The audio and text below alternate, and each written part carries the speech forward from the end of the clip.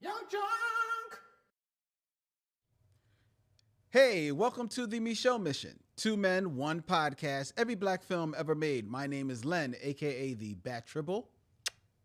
And as always, I am here with my partner. Hey, this is Vincent Williams. Well, we are traveling along, I say, in the very, very month of May. For Mother May, I have another one of those bad black movies.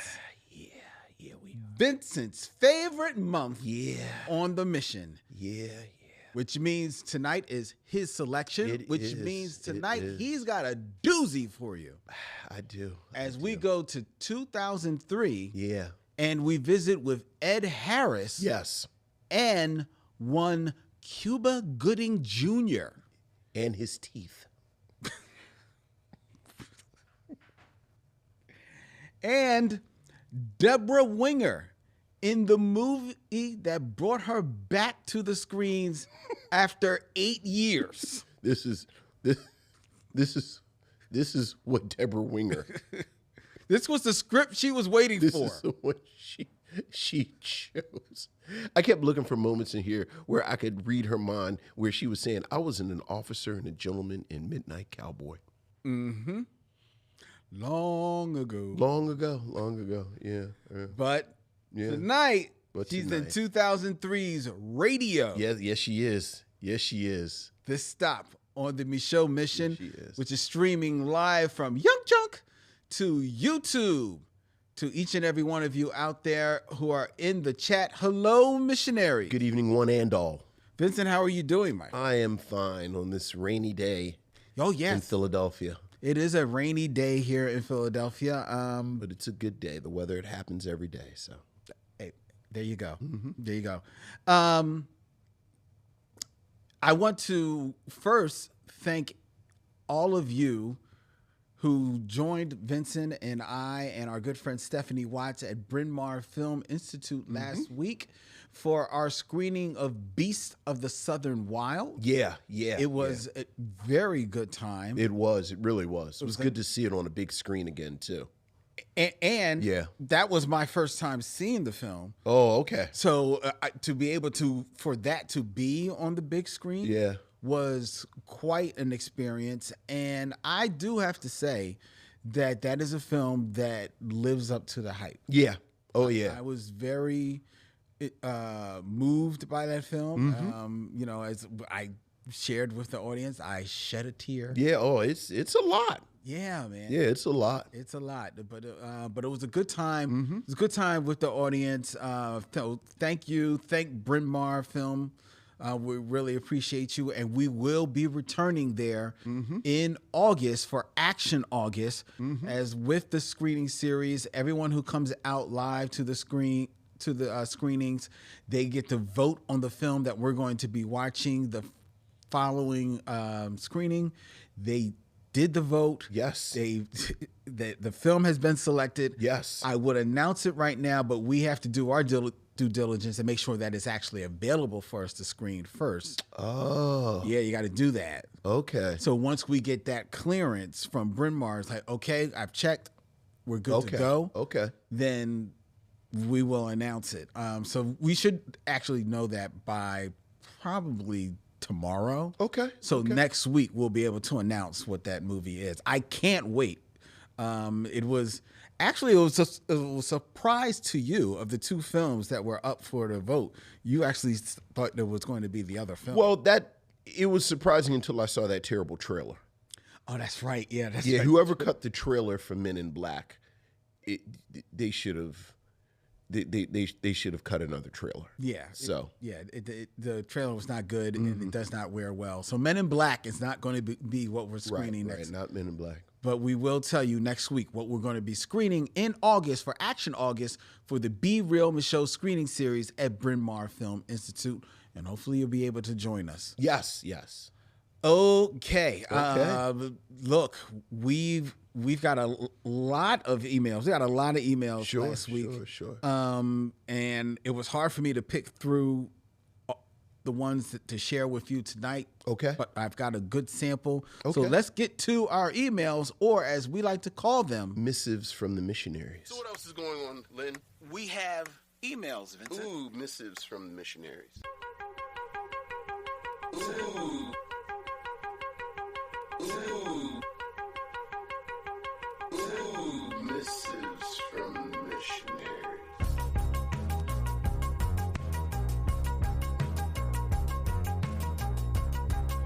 Misses from the missionaries, and this is a fun week, Vincent, because we got some of our old favorites and we got some new emails. Okay, very nice. Starting with the email that we got from Jason Flatt. Hey, Jason.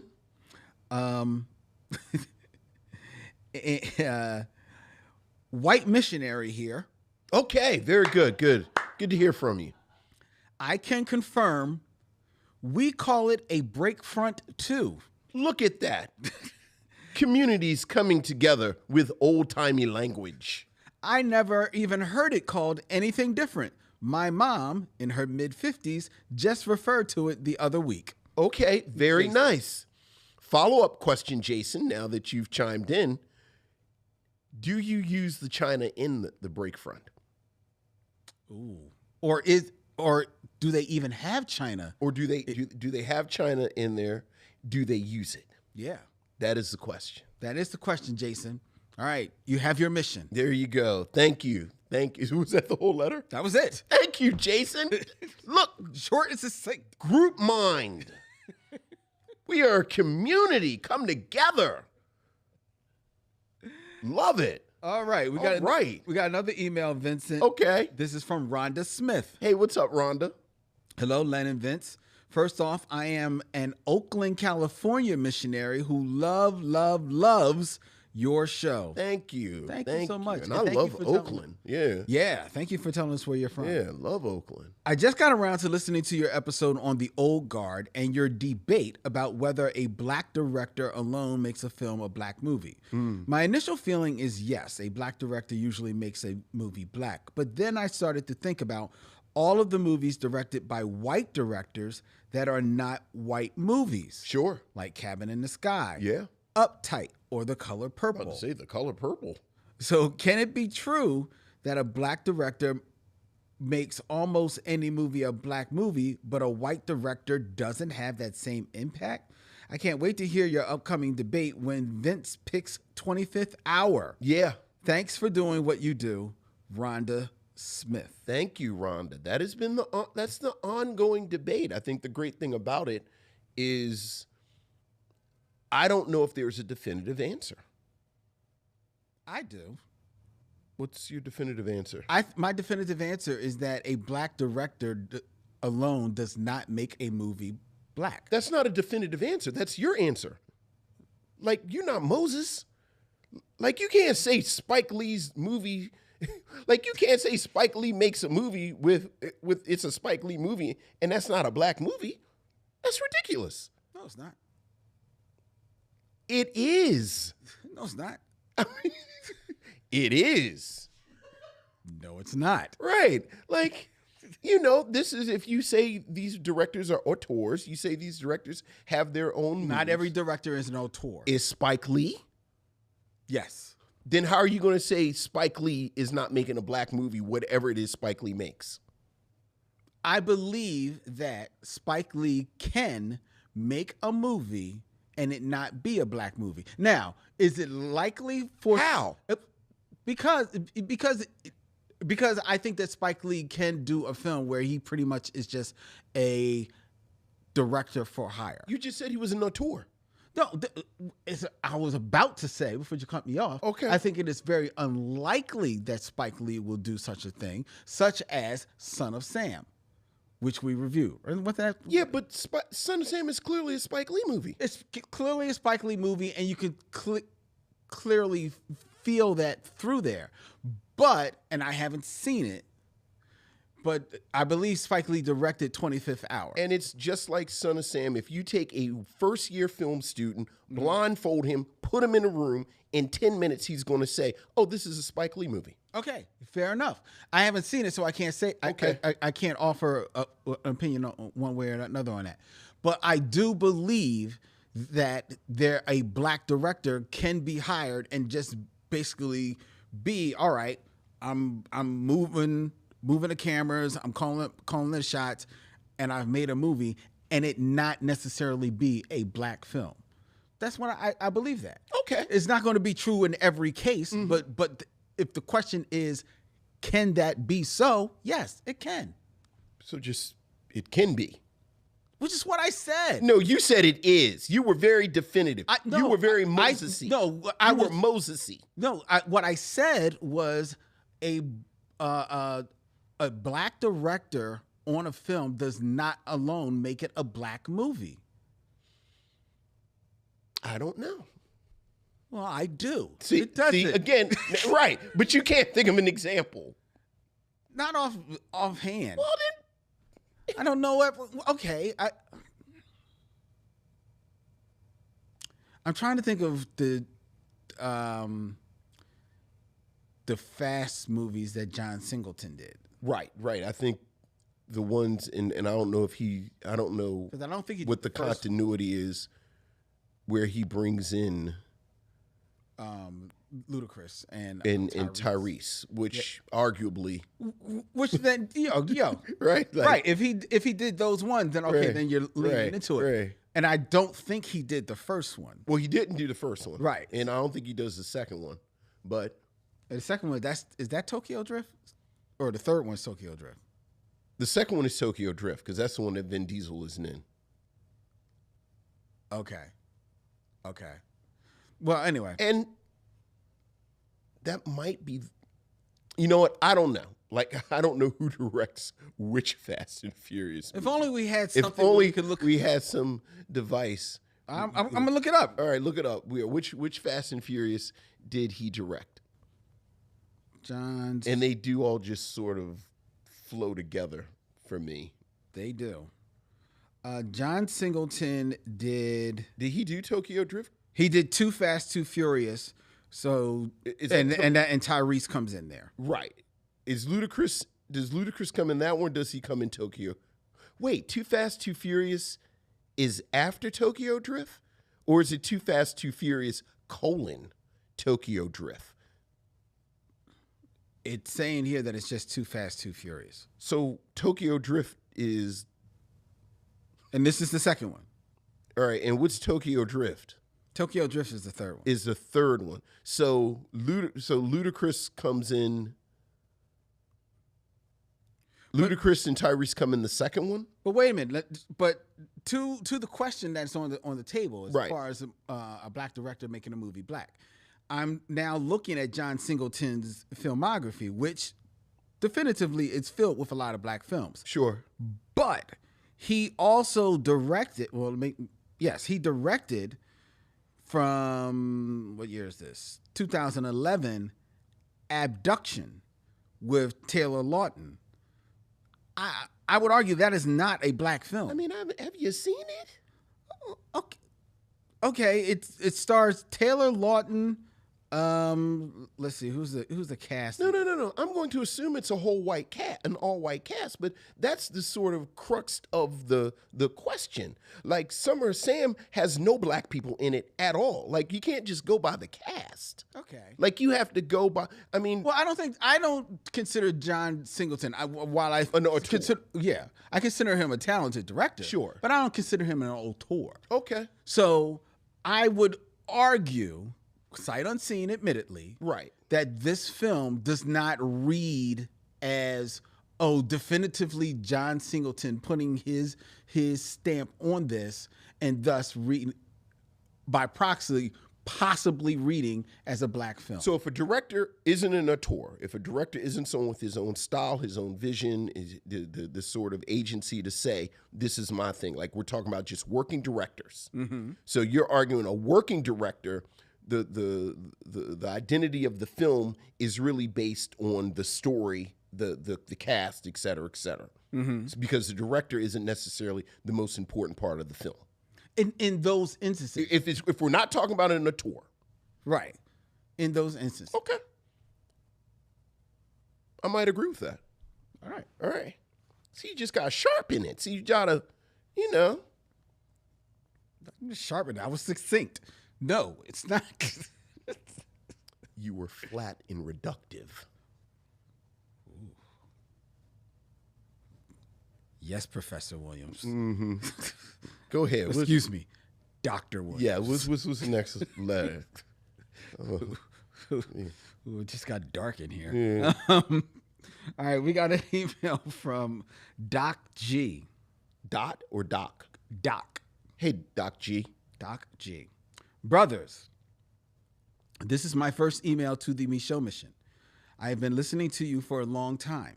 I appreciate being able to go through your archive and listen to your perspective on some fantastic and some not so Black films. Okay. During your Welcome Home Brother Charles episode, which recently ran on Mission Logs, the best of the Micheaux mission. And that's a real Black movie. You two began a spirited debate on Black science fiction versus Afrofuturism. Okay. Being the pseudo-scholar I am, I reached out to a real one, noted Afrofuturism scholar John Jennings. Hey, big fan of John Jennings. So am I, and if dot your eyes, soon to be joining us on the mission. Oh my goodness. Yes. Here is his response. Okay. Yes, Black science fiction can be considered a genre. Afrofuturism is more of a philosophy or a way of being and seeing the world. For example, Ingrid LaFleur ran on a platform based on Afrofuturism in the 2017 mayoral race in Detroit, Michigan. So one could say that Black science fiction can be a component of Afrofuturism. The latter is more expansive and can encompass other artistic practices. Keep up the good work, good doctor. Very nice. Thank you, Doc. So we're a degree of separation of John Jennings. I know he's the his adaptation of Parable of the Talents is either out or about to come I think out. it's about to come out. Yeah, yeah, Yes. yeah. And he was a guest on my Push Black podcast. Nice. Black History Year this season. Nice. We talked about the legacy of Black horror. He's a huge horror maven. It's a great episode. Nice. Great episode. And we, humble brag, Black History Year. Yeah, yeah, We were spotlighted on Essence. Yes, you were. As one of the top 5 Black History podcasts. Yeah. Which was really, really cool. And really well deserved. Well, thank you. Thank you. Thank you. I appreciate it. Appreciate that. Everyone at Push Black, we really appreciated that nod. It was lovely to see. So that was pretty dope. Yeah, excellent. Thank you, Doc. All right, we have an email. This is from Nicole Sherman. Hey, Nicole. Greetings to Len, Vincent, and the missionaries. Before I begin with the email, I advise everyone to support and check out the Reliving Single podcast with Kim Cole and Erica Alexander. Yeah, I saw that was out. Obviously, the podcast is about rewatching all things Living Single with special guests, including cast members. I also advise everyone, if you are interested, to watch the Netflix series Forever, starring Love Simone and Michael Cooper Jr. as two adolescents falling in love in 2017-2018 LA. Very, very cute, and the soundtrack is amazing. Well, look at Nicole coming with all of the recommendations. My daughter was obsessed with this weekend. With Forever. With Forever? Yeah. So I wasn't aware of this. This is the new series. Yeah. Do you remember the Judy Blume novel from the 70s? Yes. Forever. It is an adaptation of that. Oh, okay. But it's all Black people. Oh. Yeah, and I believe Mara Brock O'Keel. It's her production. Oh, nice. And it's good. Yeah. Apparently, loved it. it's getting good reviews, and Camille's spinning the block. Like, she watched it all the way through, and then she started back over again. Is it a series or is it the movie? It's a series. Oh, it's a series. It's okay. a series. Okay, nice. All right, Yep. I have to check that out. Yeah. And our girl is in it. From Seela and the Spades, and what's the joint that we just watched in April? From the young wife. Yes, right. Oh, So the little sister who played played like the weather girl. She was the star of Seela and the Spades. yeah, she was the star of Seela and the Spades. Yeah. So she's the star of Forever. Okay, nice. Yeah. Nice. I'm gonna check that out. All right.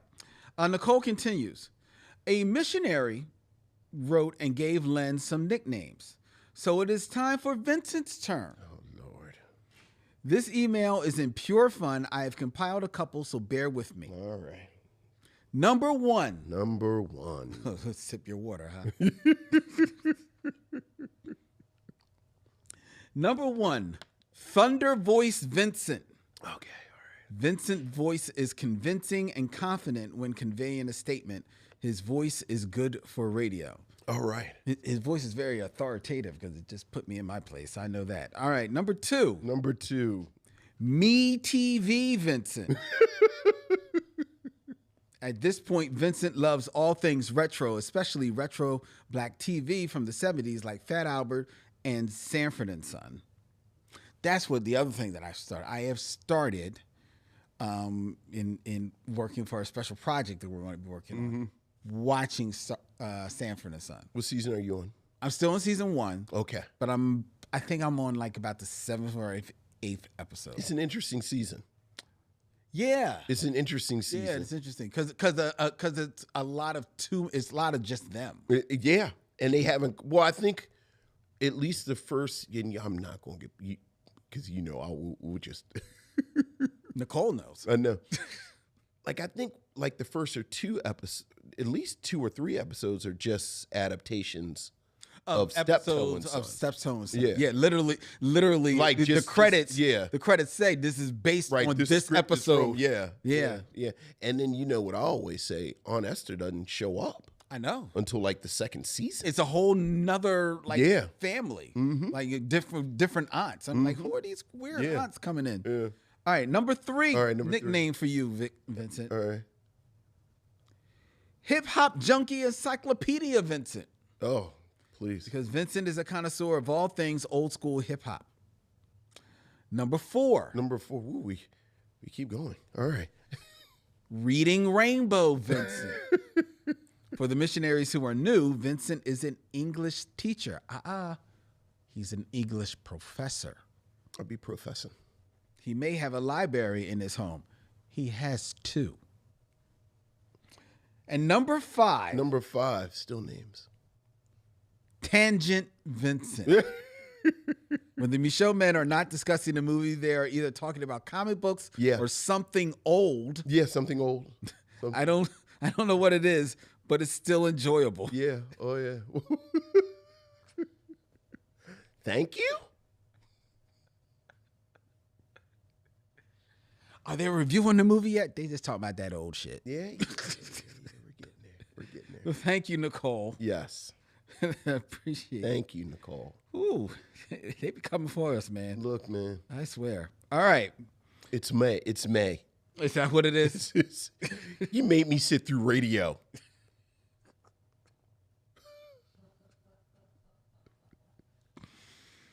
At no point in the production, First of all, at all, you chose radio. At no point at all in the production, nobody raised their hand on the set and said, I think these teeth are a bad idea.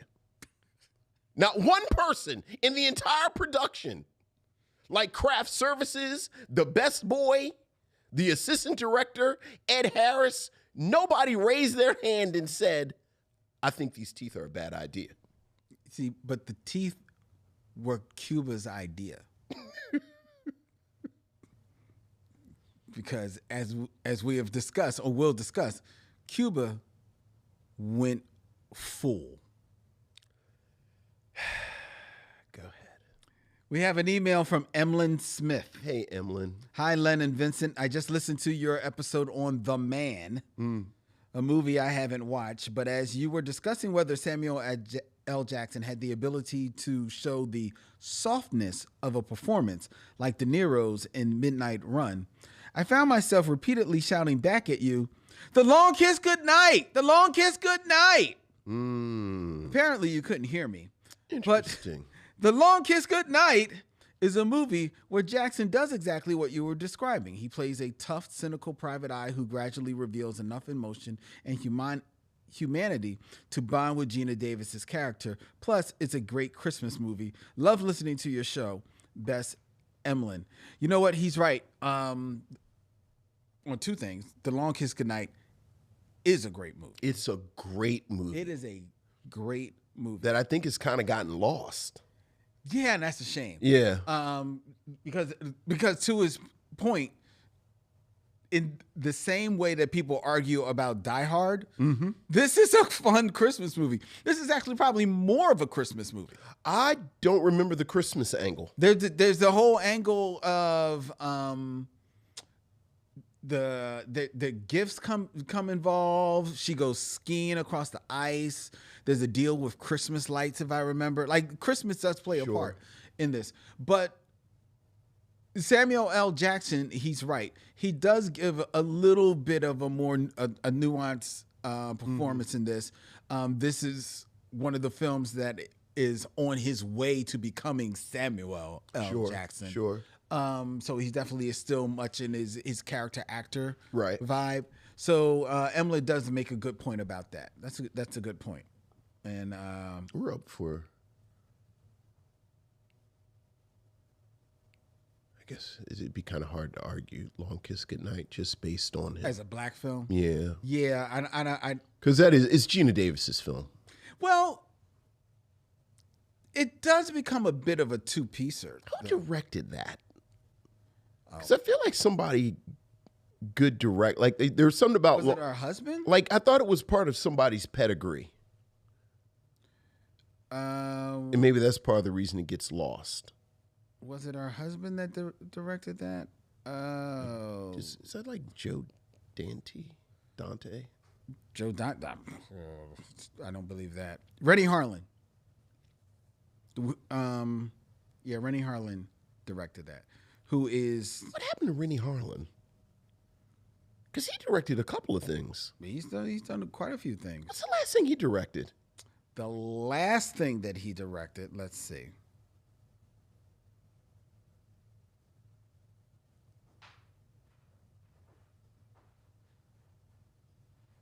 The Strangers Chapter 1. And The Strangers Chapter 2, which is in... I don't even know what The Strangers is. I guess it's a horror film. Yeah, all right. Okay. Actually, as I'm looking at it under his filmography, it's been a minute since the hits. Like in 2023, he did The Bricklayer. In 2021, he did Reunion 3, Singles Cruise.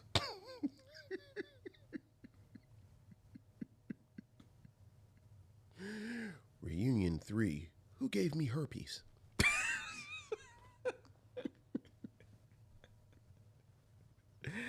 Yeah,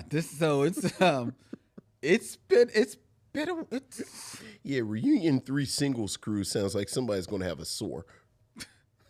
Yeah, so it's been a minute for Rennie. Yeah, okay. All right. All right. Okay, back to the emails. Back to the emails. We go. We have an email from Eric Bray. Hey, Eric. Greetings, men of Micheaux. Most people eagerly anticipate spring for the sunshine and blooming flora.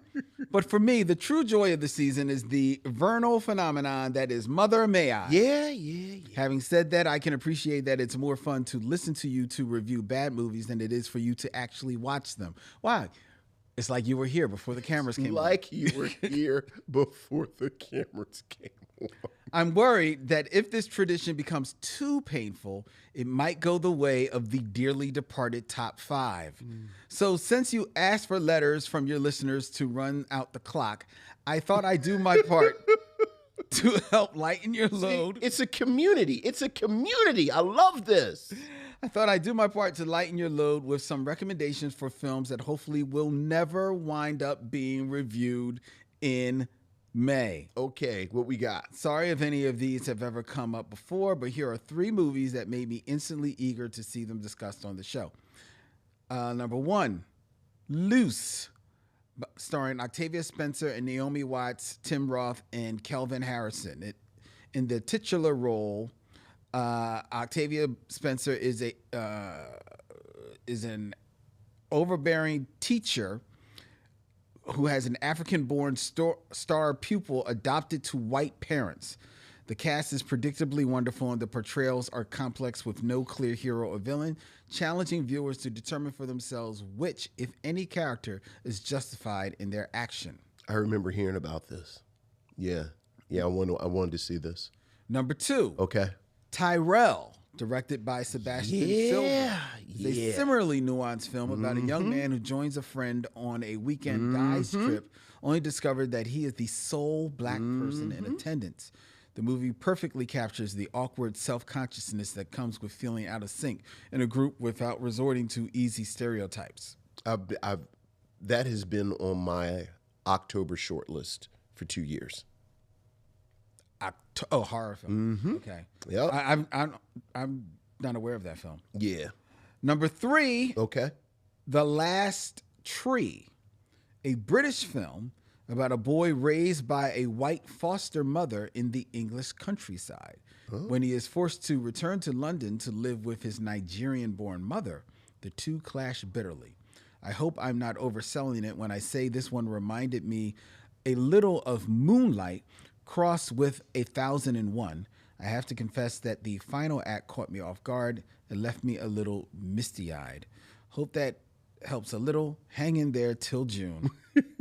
Eric Bray. Thank you, Eric. That sounds Yeah, good recommendations. Yeah, Last thank Tree. you. Appreciate that.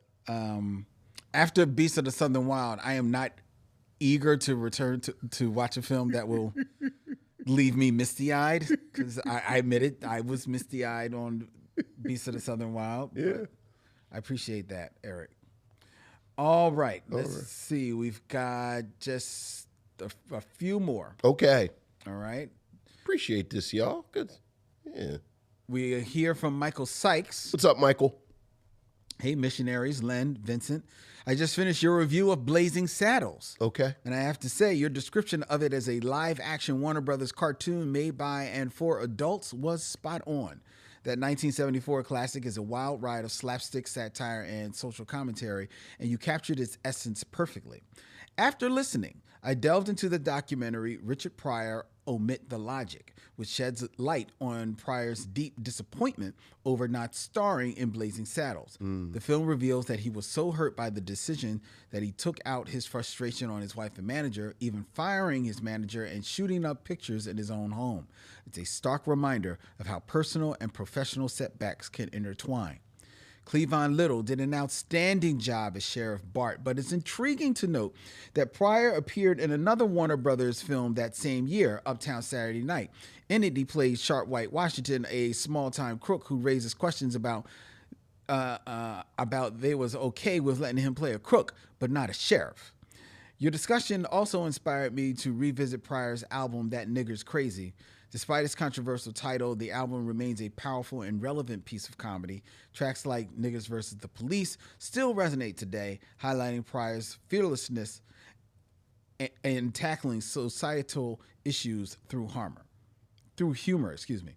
Beyond his stand-up, Pryor was a talented writer, like episodes of Sanford and Son. His writing credits also include Bustin' Loose, JoJo Dancer, and The Richard Pryor Show. Len and Vincent, I'd love to hear your thoughts. What's your favorite Richard Pryor stand-up special and or joke? P.S. Vincent, you probably would not invite Gene Wilder or Mel Brooks to your cookout, but would you at least fix them a plate or pack them some leftovers like you said you do for Norman Jewison? Just curious. Much love from your fan, Michael Sykes. Oh, they definitely get a plate. You give them a to-go plate. You would give him a to-go plate? Yeah. You would give Gene Wilder and Mel Brooks a to-go plate? You wouldn't want to sit down with Mel Brooks? Not at the cookout. I mean, we can go somewhere else and go sit down. Like maybe go get some coffee. I don't know about, I know people kneel at the altar of Gene Wilder, and I love Gene Wilder. I wouldn't invite him, but Mel Brooks, I would say, come on, sit down. And that's why we're not letting you by the door. And that's exactly why you're not by the door. It's like, what is going on? Who is by the door? So your ass want to go and pee at the tree way over there and then want to come back in. It was like, well, so why don't y'all just let me in? Right. So we can see to Right. You don't want me, we out here singing songs and being one people. See? There are so many lessons in Sinners. Who do you have by the door?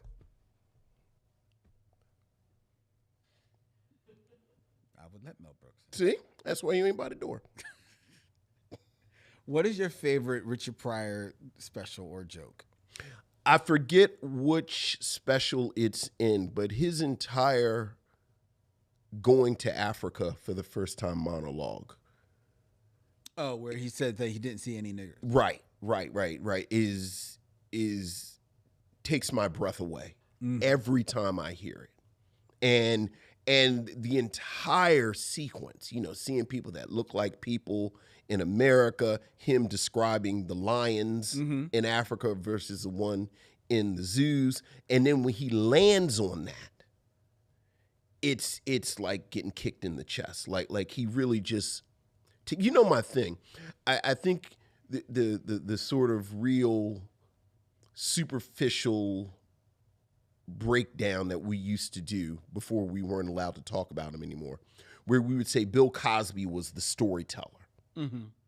But I've always thought Richard Pryor was as good of a storyteller as Bill Cosby.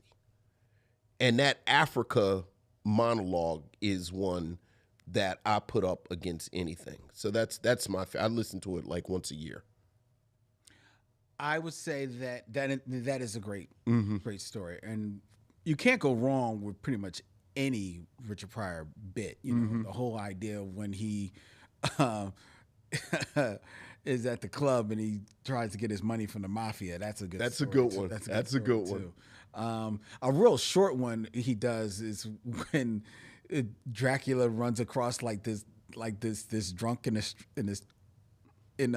street, and drunk is like, "Yo, nigga, what's wrong with your teeth? Yeah. What's wrong with your natural?" Yeah. But my favorite is when he does Mudbone. I think Mudbone is delightful, insightful, whimsical. I think he paints pictures with Mudbone that put you in the place. And he talks about, and he does talk about there, and I've kind of like co-opted it a little bit on my own, but he talks about there about how he puts a little sun on his face, and I always like the idea of that. So yeah. And I don't know if this is his joke, but he's the first person I heard tell the "and it's deep too." Yes, as Mudbone. That's a Mudbone joke. Yeah, and that's might be my singularly favorite joke of all time. Yeah. And it's deep too. And it's deep too. And it's deep too. All right. We got two more. This one is from Michael Lockett. Hey, Michael.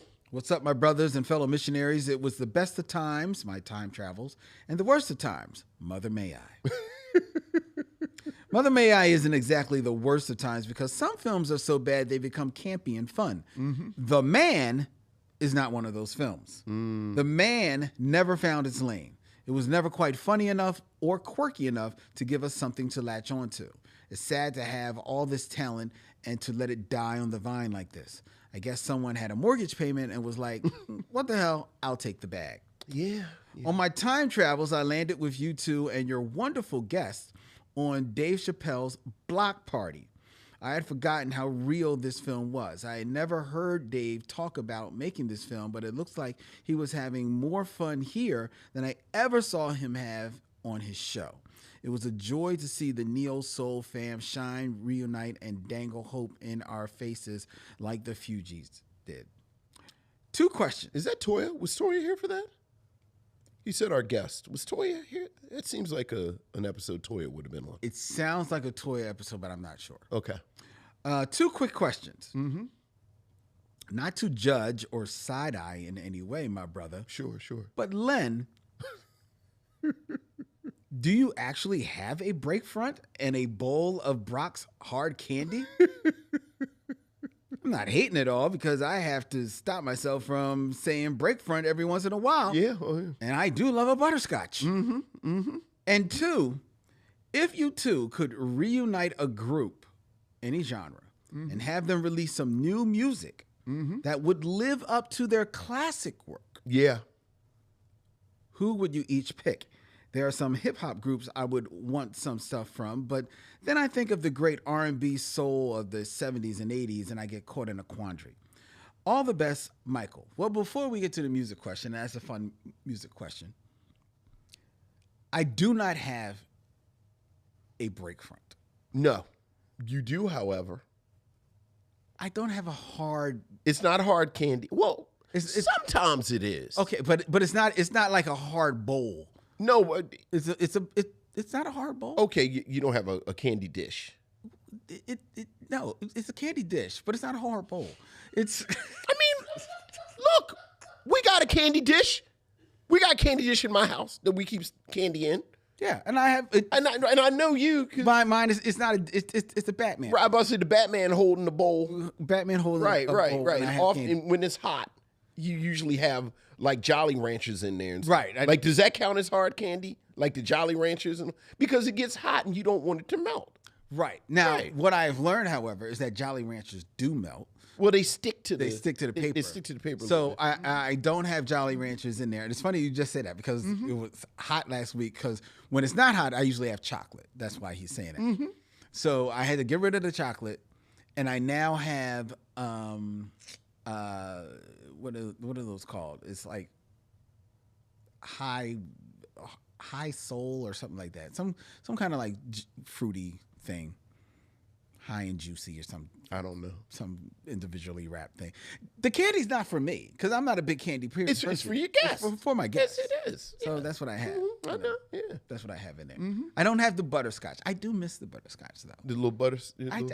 My grandmother used to have the butterscotch. Look, man, we were talking about crazy kid stuff. Wait a minute. So what candy do you have in your candy dish? Usually chocolate. Usually chocolate. Even in the summer? Yeah. So you got central air. Go ahead. Yes. La di da with your air conditioning. Yeah. I was talking about The Hobbit because we were talking about like Adam. They were reading The Hobbit and we were talking about how crazy The Hobbit is with the kids. And one of my favorite memories, my great aunt sitting in my great aunt's house, and the Ralph Bukowski. The animator. Oh, Ralph Bakshi. The Ralph Bakshi sitting. Oh, his Hobbit. His Hobbit, and his Lord of the Rings. Yes. I watched The Hobbit, and then I watched his Lord. But I sat at her in her living room and watched it, and she had a bowl. Remember the blue candies? Mm-hmm. In the blue candies. So she had one, because remember, like the real fancy people had two candy dishes. Yes. It was one with the hard candy and then one with the chocolates. Yes. And people would, like the real fancy people would get like the Hershey's miniatures. Mm-hmm. Remember people get like the Hershey's miniatures, but then they'd eat all of them and then it'd just be them dark chocolate ones sitting there. So I remember watching Lord of the Rings and The Hobbit at her house and eating the blue candy and the dark chocolates and having like a sugar rush. And if you've ever seen that Lord of the Rings, it's already psychedelic and crazy. Very much. So I was just thinking about that today, about those and the hard candies and the chocolate. Memory. Hey man, look, candy dishes. There you go. I'm a big proponent of candy dishes. So you all should get candy dishes.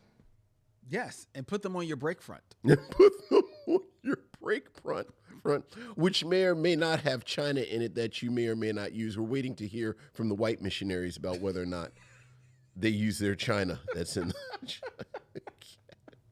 Look, the only way we are going to cross this divide is to get to know one another.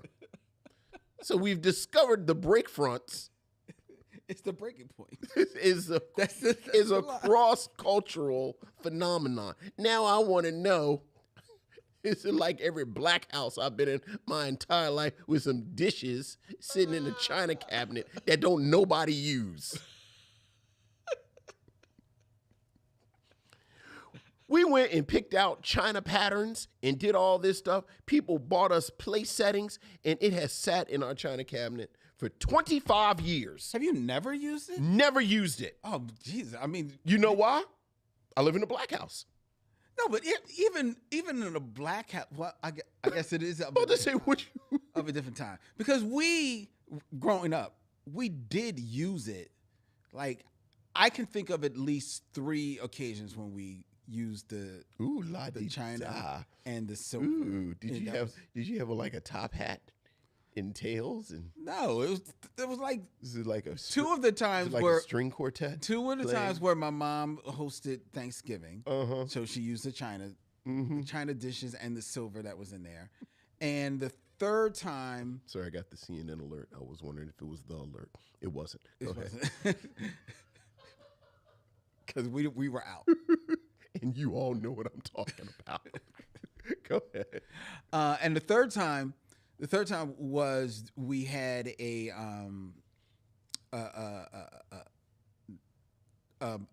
wedding reception at the house. Okay. So those are the three times that I can think of. There may have been more. Yeah, I've never. Yeah. But you not even once? Yeah. Wow. And again, this is the. So why do you hold on to it? Because you're supposed to. Again, No, you're not. Not that first, this long. This is the first time I've ever met somebody who used it. Like, I feel like I need to be writing this down. Like, I feel like I should be like Zora Neale Hurston writing down some field reports talking to you. I'm going to take it to the Library of Congress. I found a Negro man who has used the China in the break front. Well, to be fair, I didn't use it. My parents. Your parents did, so. And it didn't. But you remember it. It didn't pass the estate sale. But you remember it. Yes. So this is a first-hand account. Yeah. I have somebody who remembers. But I'm surprised you haven't found at least one opportunity to use any. And yet here we are. So is it just China? Do you have like silver as well? It's Yes. just China. Yeah. So you haven't even used the silver, like the serving dishes? Again, I thought that was normal. Okay. You need to get rid of it. Well, you gotta have it. Do you? Yes. Ask For me, what? ask me why. Why? I don't know. Stop attacking me. Oh, do we have any more letters? You still have the second answer. Okay. Second question. What was the question?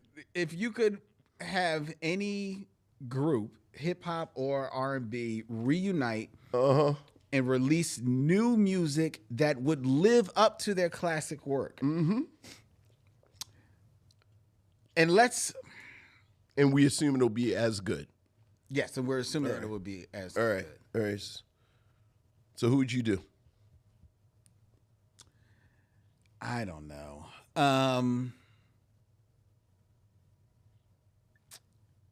Who would it be? See, me, I would be, honestly, I would be digging up some graves because I want to be bringing some people back to life. No. But Make it I interesting. Make it somebody who's still alive. That's still alive. Yeah. So, okay, I'll give you one. Okay. Just off the top of my head, Brand Nubian. I don't think they ever truly lived up to what they could have been. With or without Grand Poobah? You've got to be all three.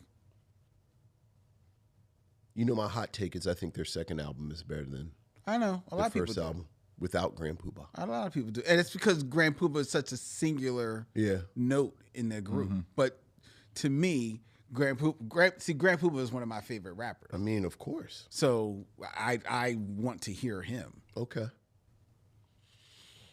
I'll go with one of the more obvious answers. I would love another Outkast album. That's a good one. Yeah, that's a very good I would love another Outkast album. And a true Outkast like album. Just the two of them. like whatever it is you're doing, Andre 3000, can you stop doing it for 8 months and make an Outkast album? Like, you had to stop forever. Mm-hmm. You can keep having your adventures. Mm-hmm. That's a good one. Yeah. Bonus, I would love a Fugees album. Yeah, I'm good on that. I never was high on Wyclef and Pras, please. No, you didn't like Carnival? It's okay, but like I don't necessarily need another Fugees album. All right, and we did say group, so you can't say, another Lauryn Hill album. Yeah, it's got to be a group. Now, so just for fun, is there a R&B group?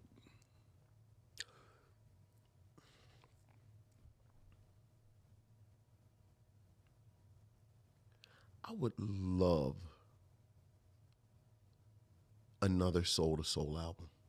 Soul to Soul. Soul to Soul. Oh, whoa. You said Soul to Soul. I saw CNC Music Factory.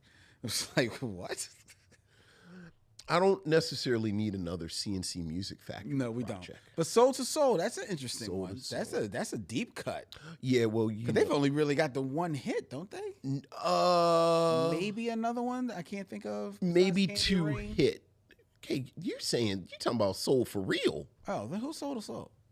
Back to life. That's what I thought. Jazzy B, yeah. Okay. Really?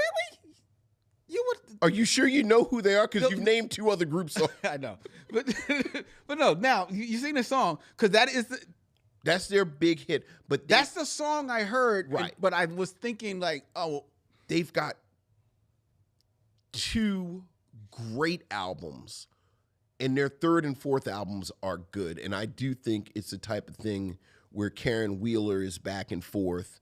And but the question was original lineup, just as good as it was. I would love to hear Soul to Soul album. okay, Yeah, okay. that would be my R&B pick. That's your R&B pick. Mm-hmm. I think my R&B pick would be. I'm trying to I got to make sure that everybody's still alive. Mm-hmm. That's the thing.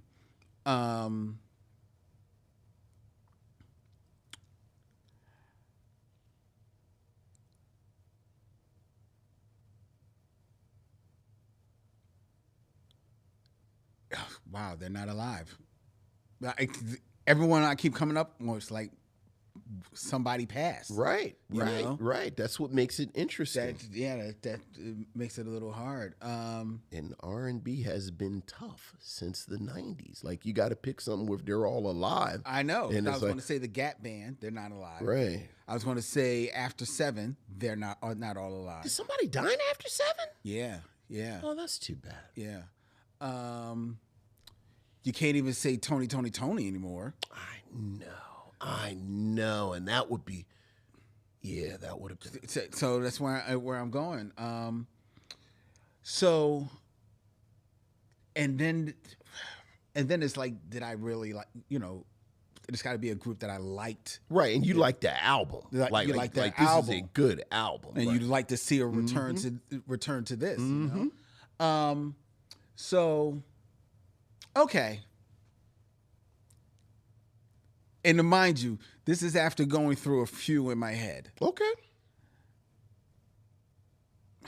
But then they got together and it wasn't that great. I was going to say Escape, but they've got back together and it wasn't. It was very middling. That's a good choice, though. That's a good choice. I don't know. So then I was going back to the set. Okay. I'm not sure if everyone in the band is still together, but it might be fun if Shaka Khan could get back with Rufus. That might be nice. I can see that. And so, because that was going to be my first choice, but I wasn't sure about, Rufus is like a huge band. Right. I think it's fascinating you got to go back that far now. That's the thing. That's the thing. And also, to be fair, some groups have gotten back together. Right. Like New Edition got back together. They don't never need to get back together. They just do their Legends tour and have fun. Yeah. Earth, Wind, and Fire can't do it again. Right. The Jacksons can't do it again. Yeah. There's so many groups that they just Run DMC can't do it again. Yeah. Houdini, I don't think, because didn't Ecstasy die? You and your Houdini thing is hilarious. How you slip Houdini in there? I tried to. You're gonna slip Houdini in real quick. And then, of course, there's always Houdini. It's like Houdini. See, this why we ain't letting you by the door. Who let Houdini in here? How Houdini get in here? Is that Houdini sitting talking about Brooks? Right. What is going on? How long is he gonna be out there peeing?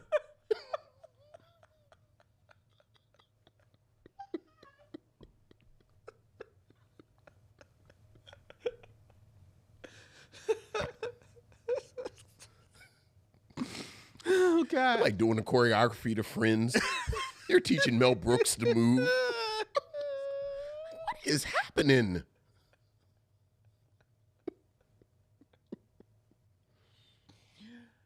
Oh God.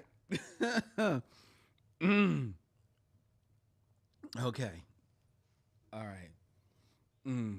Sorry. That was fun. That was fun. I'm looking here real quick in the chat. I see George Camone is talking about Guy. And first of all, the Guy group, which Guy group? Because there was the first album. I mean, and then the second album is a different third guy. Yeah, look. And actually, nobody's checking for Guy. And I actually think the third guy was replaced by the time the videos on the first album. Yeah, he just was still on the cover. Here's my hot take. I don't think Guy ages that well. It does not at all. Yeah, I don't think it ages that well. At all. So, I would never pick Guy. No, I wouldn't pick Guy either. Yeah. I don't think. All right, we got one more email. I mean, there's no Houdini, so. No, there's no Houdini. All right, what else we got? Houdini trumps Guy. Yes. Our last email is from the aforementioned George Camona. Hey, George. Greetings, Len, Vincent missionaries. My screaming at the work computer moment of the week. Robert Davey was one of the FBI agents in Die Hard. So? Oh, yeah, I guess he was. He was. I remember that. Yeah. The ultimate answer to the Michael Jackson versus Tupac legend can best be summed up by Worf in the Star Trek Deep Space Nine episode, Once More Unto the Breach. The only real question is whether you believe in the legend of Davy Crockett or not. If you do, then there should be no doubt in your mind he died a hero's death. If you do not believe in the legend, then he was just a man, and it does not matter how he died.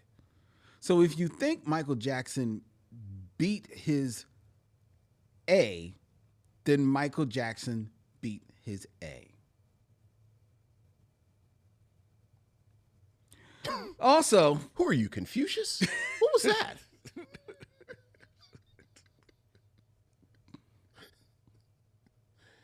Now my head itches. Also, bringing back the top 5 is looking real good this month. Maybe next month we'll get a top 5 of fart jokes in movies. There you go, Len. There you go. That's just for you. No. Because you were the connoisseur of the fart joke. Last, I know you have to schedule things in advance, but if you guys did a live review of Sinners, I would make my way to Philly. To the mission, George Camona III. Thank you, George. Well, we will be reviewing Sinners in June. Yes. We got to get through May. We got to get through May. Stay tuned. I was actually having this conversation with someone today that I believe there's talk that Sinners by June may actually be released digitally so that people can watch it at home by then. So if that is the case, maybe we might be able to do something special for Sinners. We'll see. Okay.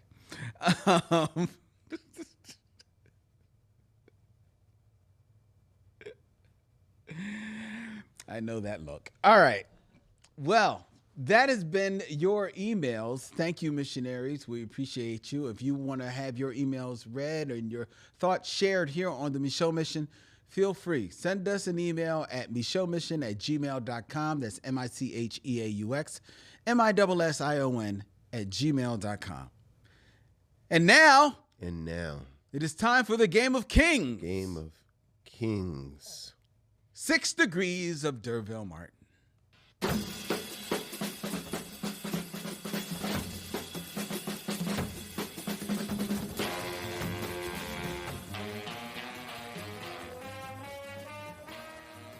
Six Degrees of D'Urville Martin, where I give Vincent 2 actors and he has 6 films or less to connect them to D'Urville Martin, that man who can be reunited with the world if we had our wish. If we had our wish. All right, Vincent, keeping it in theme, we are going to be reviewing Radio tonight. We are. Which stars Cuba Gooding Jr. And Ed Harris. And for the first time in 8 years, an actress returning to the screen. Yes. So, in theme and not using radio. Not using radio. Connect D'Urville Martin in 6 movies or less to Deborah Winger. Yeah. I said she was in Midnight Cowboy, but she was actually, Aaron corrected me, it was Urban Cowboy with John Travolta. But of course, my favorite Deborah Winger movie is everybody's favorite Deborah Winger movie, frankly, because she is, of course, in An Officer and a Gentleman with Richard. No, because we're doing D'Urville Martin. She's an Officer and a Gentleman with Louis Gossett Jr. And Louis Gossett Jr. is in A Raisin in the Sun with Sidney Poitier. Yes. And then Sidney Poitier is, of course, in Guess Who's Coming to Dinner with the great D'Urville Martin. Very good, Vincent. However, Officer and a Gentleman is not everyone's favorite Deborah Winger movie. You were correct. You're okay. 6 degrees is fine. But everyone's favorite Deborah Winger movie is, in fact, the film that followed Officer and Gentleman from 1983, Terms of Endearment. Is that really a Deborah Winger movie? She's in it. And she's like one of the stars in it. Yeah, I never think of that as a Deborah Winger movie, though. What do you mean? She's like, her character is like one of the main. It's Shirley MacLaine. Yeah, I think of it as a Shirley MacLaine movie. Well, Shirley MacLaine plays her mother, and the movie is about their relationship. Yeah, all right. Have you seen Terms of Endearment? I have. You're not a fan? No. I am a fan. Let's be clear. I like Terms of Endearment. I don't like it better than Officer and a Gentleman. Oh, well, I do. Yeah. Oh, you big old softy. Officer and a Gentleman, she comes and takes her off the factory floor. And her girlfriend, good for you. Yeah, whatever. Because she thought she was pregnant. Or maybe she was lying about being pregnant. And that man committed suicide. Yeah, but in Terms of Endearment. And Richard Gere was going to quit. And then Louis Gossett Jr. put some type of Navy karate on him. Done? I'm just saying. Yeah, you're saying nothing. Yeah. Because in Terms of Endearment, she actually has a scene where she is dying from cancer. Well, there you go. On her deathbed, and her son will not come to her and give her a hug and a kiss. That's the only thing she is asking for him. And he will not come. And she says, that's fine. And she forgives him in that moment and tells him, and do not feel bad about this later because I don't want you to, because I understand. It is the powerful. Well, you certainly sold it. It's a powerful moment. Who doesn't want to see that? I cry every time I see that. I know. I'm welling enough thinking about it. It's a powerful moment. Yes, it is. It is. It's a powerful good movie. Lord. It's a good movie. You need to see that more than once? Who's next? Okay. Thank you. All right. Staying in theme. Deborah Winger's initials are DW. Yes. So, connect D'Urville Martin to this DW actor in 6 movies or less. Dwayne Wayne. Dwayne Wayne? I don't know. I couldn't think of DW real quick. Dominic West. Yeah, from The Wire. Mm-hmm. Yeah, this is a cheat because you've used him before. I know. Because I don't really know anything he's in, but isn't he in Downton Abbey?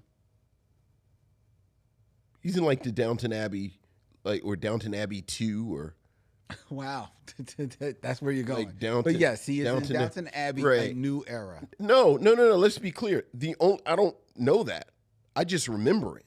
Oh, okay. Because I remember like, wow, Dominic West wasn't really in anything that I know. Like we had this exact same exchange. And then I told you the film that you know that you just didn't remember that he was in. Well, what was it besides? Well, let's do Downton Abbey real quick. So Dervin Martin is in what I wanted to say to get to this. Okay, so Dervin Martin is in The Final Come Down with Billy D. Williams. Billy D. Williams is in the Scott Joplin story with Margaret Avery. Margaret Avery is in The Color Purple with Whoopi Goldberg.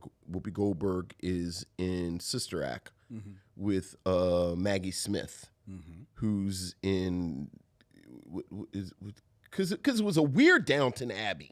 Well, it's Downton. Is it Abbey like Downton Abbey 2, the Electric Boogaloo?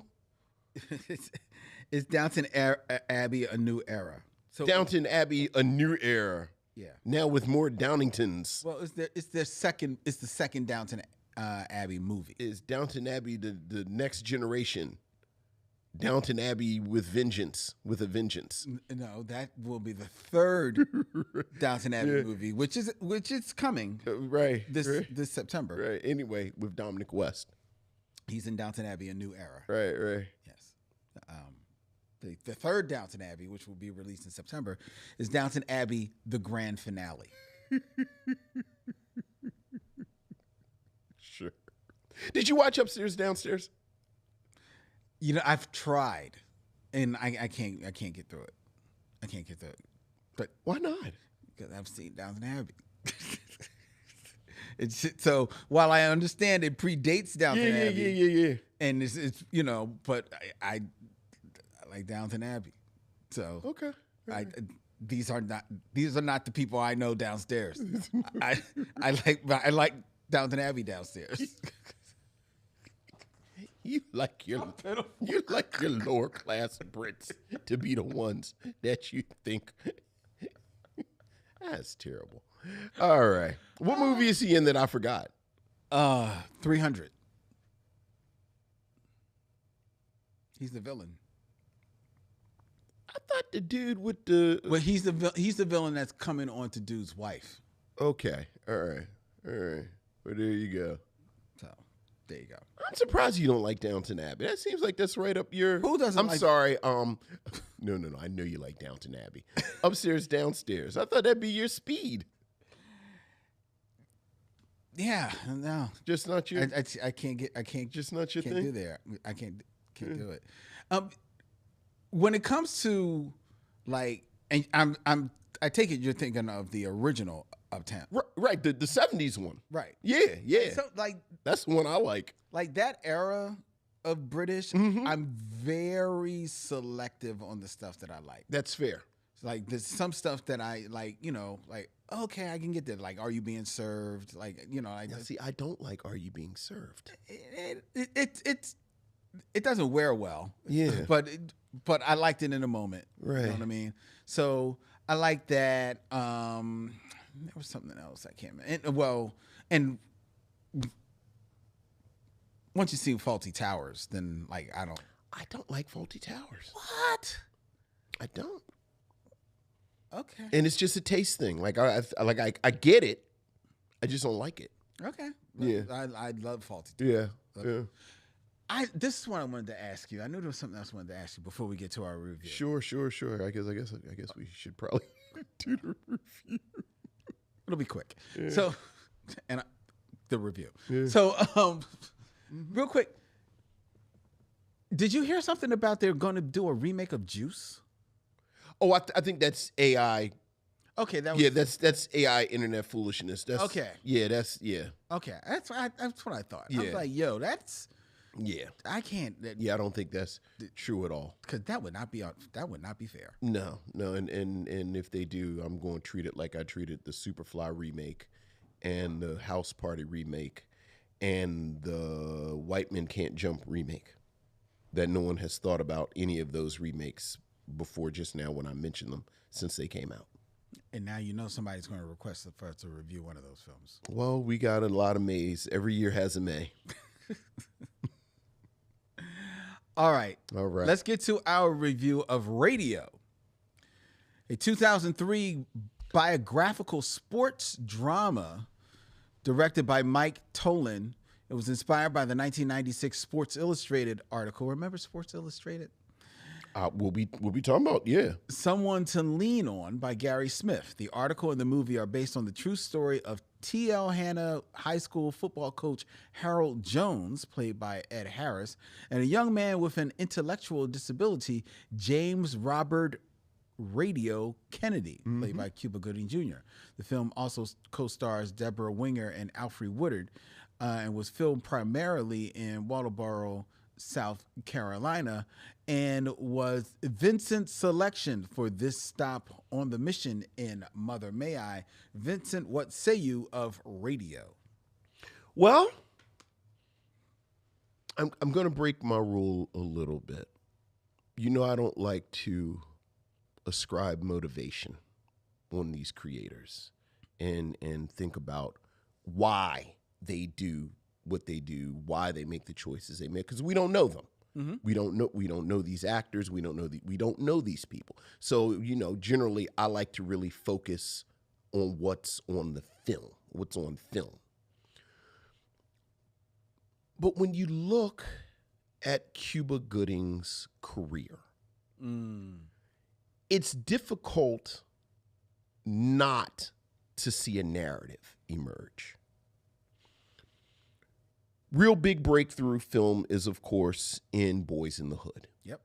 And although you could argue Boys in the Hood is an ensemble, Gooding's character really is the through line. He's our POV. Like, he's our POV. He is, frankly, the first among equals in that young cast. And after this film, which he got great reviews for, I think he's very, very good in Boys in the Hood. I think Ice Cube is better, but I think Cuba Gooding is good in Boys in the Hood.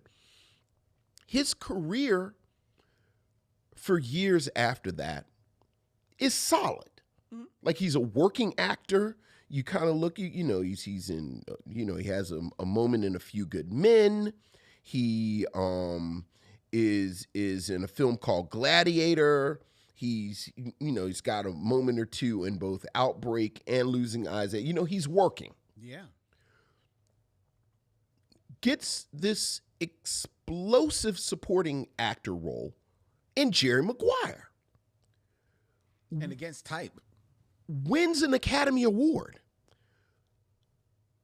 A well-deserved one, I would argue. Like, I think he's genuinely great in Jerry Maguire. Mm-hmm. Like, almost steals the film from Tom Cruise. Mm-hmm. And that's Tom Cruise. Wins the Academy Award, you think, okay, here we go.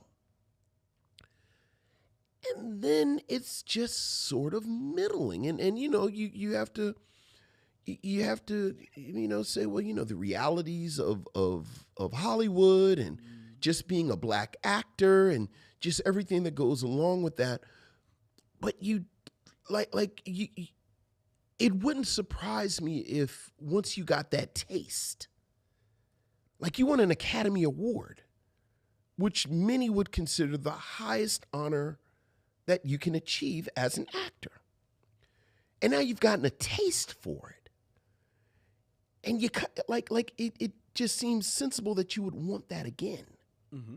Like, I want this. And you start to move into this area of the films that, fairly or unfairly, we call Oscar bait. Mm-hmm.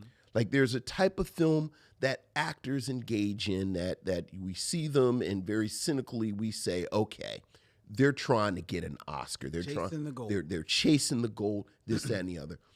And this becomes very complicated when you're black. We've talked the past couple of weeks. They just instituted a rule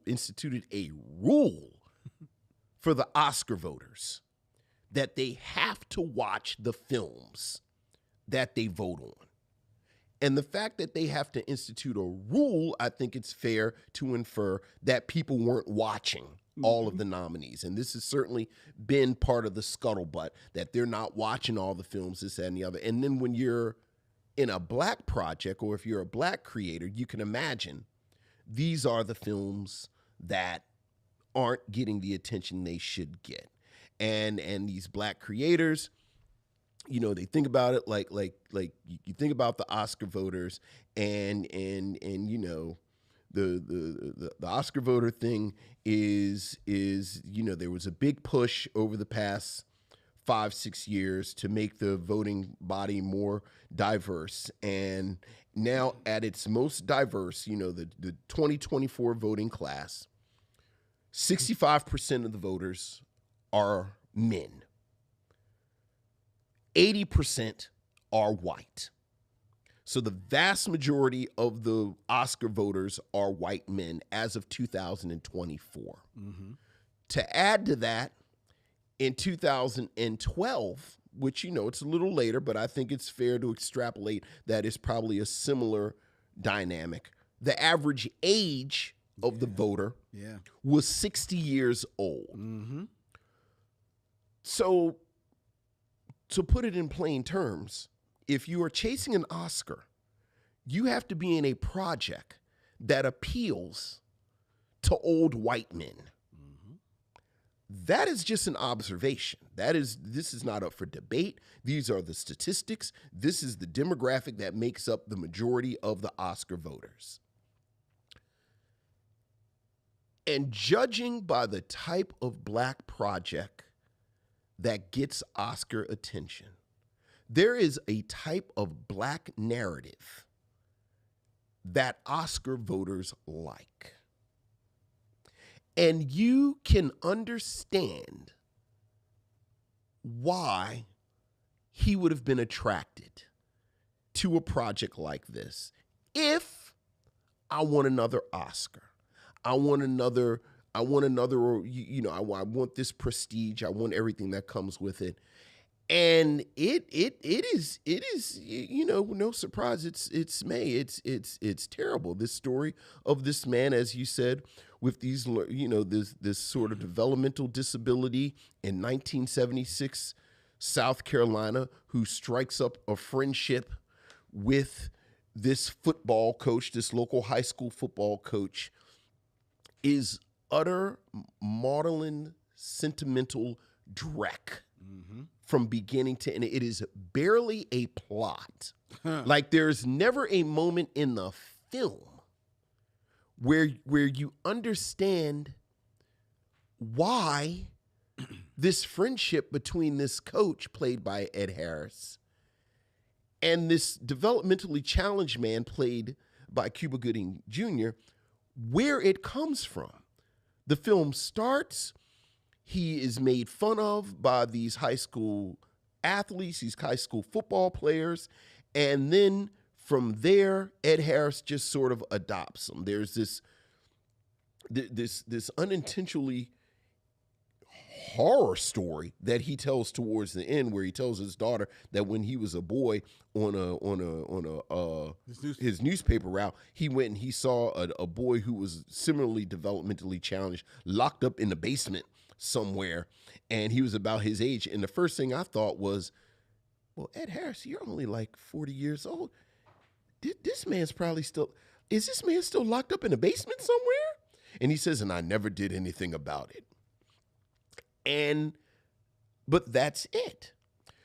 There is no sense of any drama that would come from this developmentally challenged 30-year-old black man roaming around this school in 1976, South Carolina. There is one direct reference to him being black. Alfre Woodard, the principal, somehow they've roped Alfre Woodard into this, says, you know, what is going to, like what is it that I shouldn't think that you're using this man as a pet, this black man as a pet? And they kind of brush it off, and then the rest of the film, they treat him like a pet. Exactly. Like there's never any real challenge with this. There's no nuance. There's nothing to it. You know my thing. For him to be a black character, he is pretty much completely detached from blackness. They I'm talking about them roping in Alfre Woodard. They also rope in our girl and one of our favorites, Mbatha Murkison as his mother. She's in a couple of scenes, but they hand wave her off for the vast majority of the movie.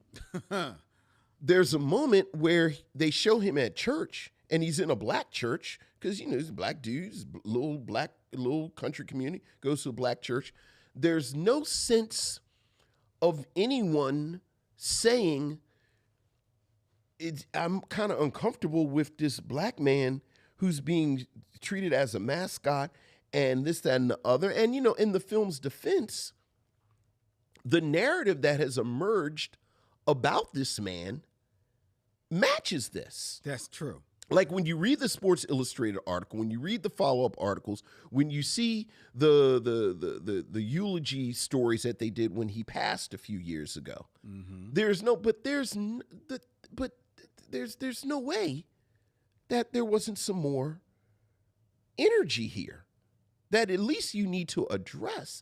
But the film has no interest in that at all, because everyone in the film has plugged into this formula. Like, we are in this black movie that we are appealing to this voter base. We have this saccharine music that is played throughout, like the whole deal.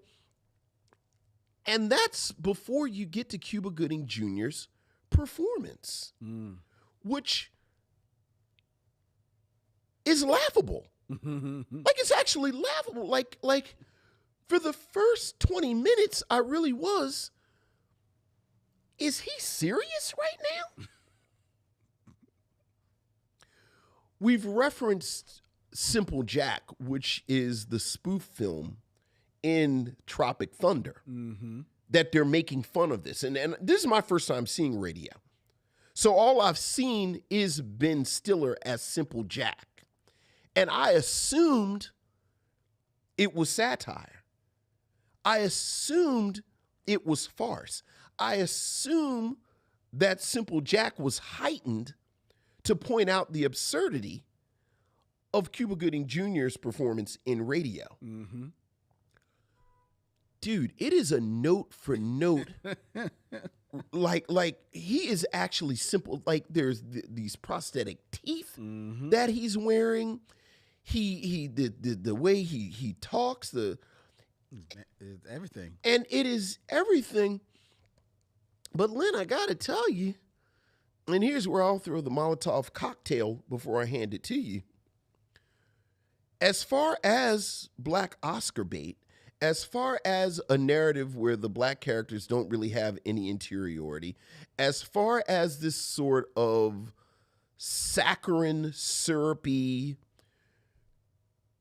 narrative that ignores race, except in the most simplistic terms, this is a terrible movie.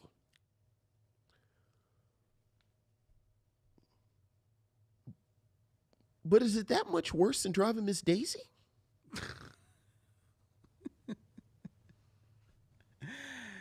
Is Radio really any worse than Hoke, played by Morgan Freeman? Yes. Because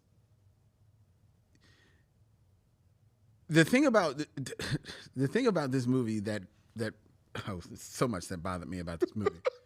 But one of the things that bothered me about this movie is that you touched on it. There's no arc. There's absolutely no arc in this movie whatsoever. There really is not even, if you look at some of the posters and the marketing for this film, it's called Radio, but a lot of the marketing really bigs up Ed Harris. Yes. because it's supposed to be like, like this this story of this amazing coach, and what he does, this friendship that he has for this poor unfortunate soul of this black man. But even then, there's no arc to Ed Harris. Ed Harris begins the movie as this gruff, by the rules football coach, and he ends the movie as a rough, by the rules ex-football coach. Because he quits his job on radio. Because of radio. Because, well, why not? Of course. It makes absolutely no reason. The film goes, does anyone have any questions about this? And then I raised my hand, and then the film said, so, no questions. No questions? Okay. Ed Harrison's Case dismissed. He's quit his job. Yeah, I mean, this movie, it not only doesn't want to do it with race. You talk about it's made for a certain demographic. Definitely feels Oscar bait, but it feels Oscar bait. But it's a soft throw for the Oscar because they don't want to upset the people, the old white men who voted on the Oscar. So while there are some, every movie has to have quote unquote villains. And because this movie really only has 3 black people of any note, one of them is the pet radio, and the other 2 are the black women who just more or less fade to the background. Radio's mom is killed off camera. Lynn! Not only is she killed off camera, we don't even get the phone call where she died. We get the little girl telling us about the phone call she got. We didn't even hear the phone. Right? We don't even hear her on the phone. She just comes running into the room. Oh, Dad, you're home. There was a call earlier. Radio's mom is dead. I'm like, what? This seems like something that should have occurred on screen. Right. So and hearing it off camera, it's like, so she died off camera. It's like, so Dad, you need to go to radio. So in my mind, I'm thinking, okay, well, at least it's going to go there and we're going to see Radio over his mother's body or something like. No, Radio has just torn up the house because effing Papa Markinson probably is like, yeah, I gotta go do Law and Order. I'll see y'all later. They didn't have like a day rate to hire somebody to play just the body. No, to play Radio's brother that they mentioned, but then don't show him.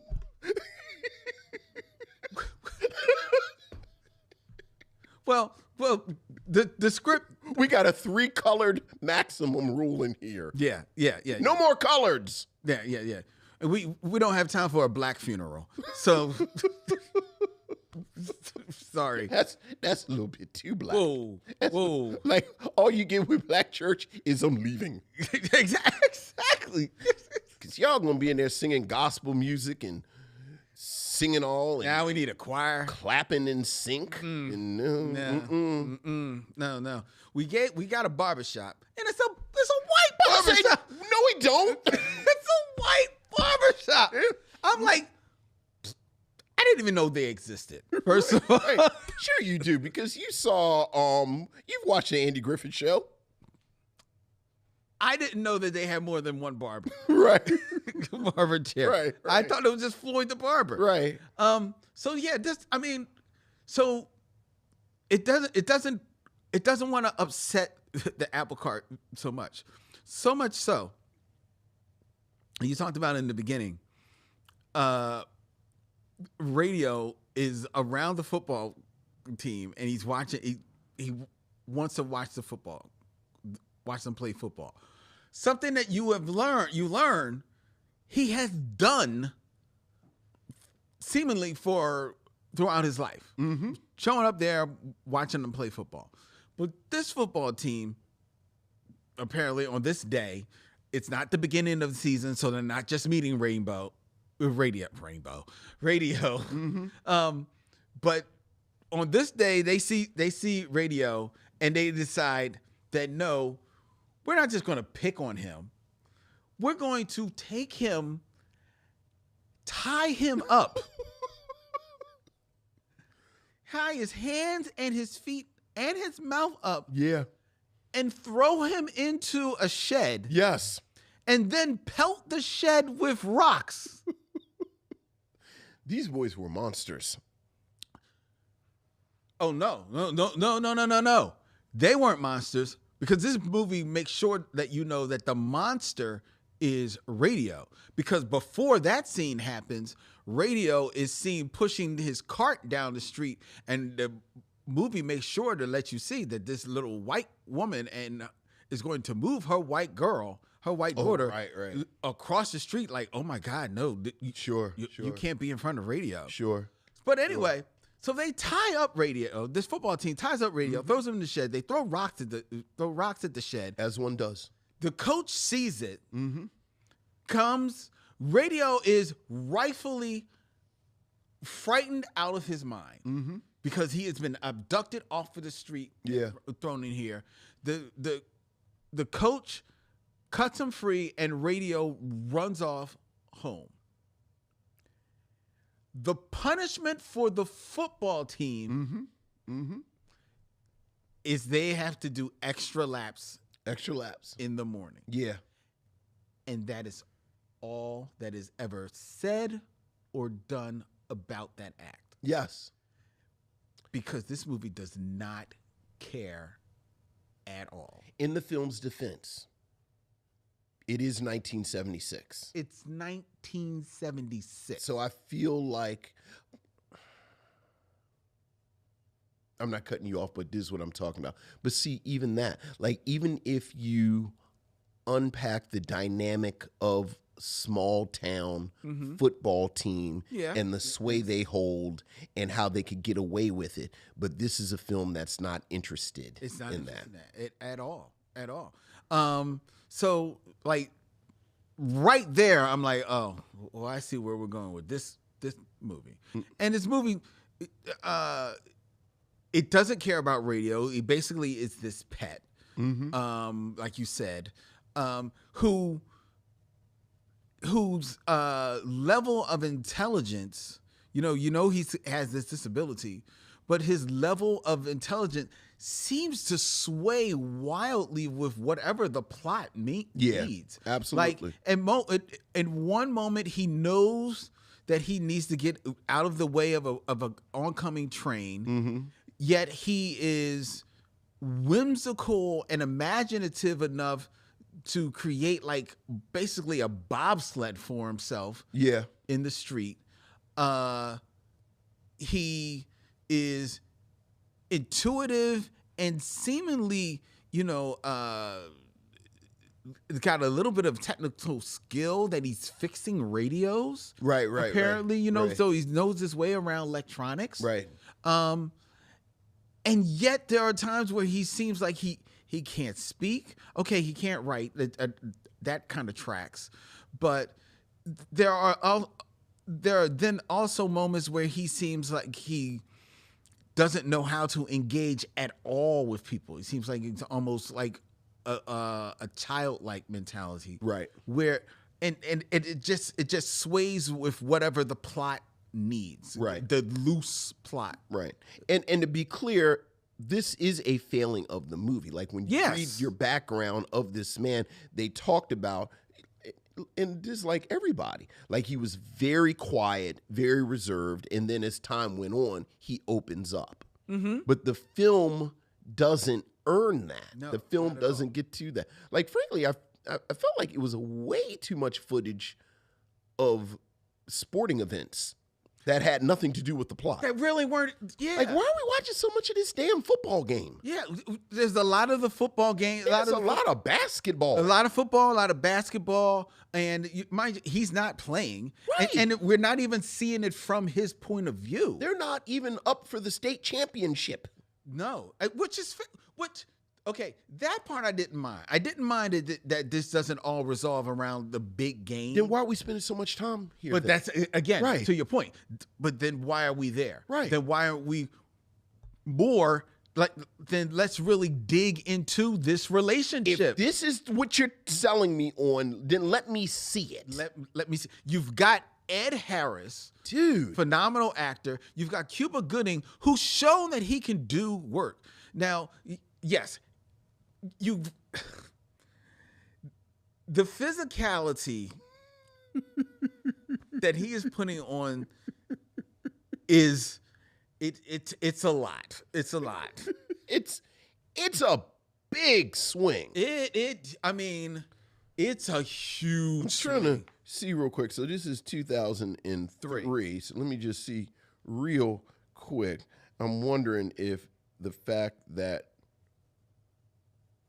yeah, so this is, I mean, Rain Man is 1988. Yeah. Like, I'm wondering how much, like I always feel like people are like maybe shooting for Rain Man, maybe? Yeah, see, but they're taking the wrong lessons from Rain Man. It's like, oh, so I just need to one-up Rain Man? No. First of all, there's no one-upping Dustin Hoffman. Look. Cuba Gooding Jr., you're no Dustin Hoffman. Look, man, again. I don't understand why nobody stepped in at some point and said, this is a train wreck. Like, I refuse to believe that these professionals saw the dailies and then saw the completed project and said, yeah. Yeah, Cuba, okay. Yeah. We understand you want the teeth, bruh, but that walk, one of them gotta go. Because, and you feel like he should have chose between the teeth or the walk. You can't have both, man. You can't have See, both. that's a good note. See, that's a good note. Someone should. I like your energy. I have notes. Bruh. I mean, come on, man. It's not now in fairness, at the end of the film, you actually see Yes. the real Robert Yes. Kennedy. Older. Yes. 50 years old. And to see him, admittedly 50, maybe a little bit more slow, toned down, you can see where Cuba maybe got some of his affect from. But then he dialed it up. Yeah, the problem is that, like Spinal Tap, he took it to 12. Like, I didn't see any pictures of the man in the 70s. I just saw, like you said, the current. At the end. But I don't even know why we went the direction of the teeth. Like, I don't even know how the teeth came up. Yeah. Like, who said we need the teeth? Yeah, you don't need the teeth. And you could have... Like, Cuba Gooding, you don't look like him. So clearly we're going to, kind of take... poetic license. We're going to take license. Like, you don't look like him. But, That's fine. as my partner said, you can do the walk. You've got the affectation when you talk. You don't need the teeth. You don't need the teeth.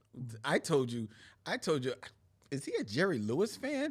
Because that's all I kept seeing was Jerry Lewis. But I'm gonna say it again. You ignored me, but is this not the same speed as Driving Miss Daisy? It's not the same speed as Driving Miss Daisy, and I will tell you why. Please do. Please do. Because I think that Driving Miss Daisy cares about that relationship between Hoke and Driving Miss Daisy and tries to interrogate it. Now you can argue whether or not they do it successfully or as much as you would like. But I think that is the crux of that film. And I think that for all the jokes, Hoke in Driving Miss Daisy does exhibit a level of agency in that film that is nowhere seen. Well, he does demand to make water. He demands to make water. But he also goes to Dan Aykroyd to make a deal for the car, because hey, I want the car. I want the car. He makes that deal. You recognize that he is doing this also, because of his relationship with his daughter. So there is a level of agency that he has in that film. But this is it, to use your words. So would you say it is like Driving Miss Daisy, but they just turned it up to 12? It's like, we're going to give you, like, this is what you like about Driving Miss Daisy, so we're going to give you a little bit more of it? No, because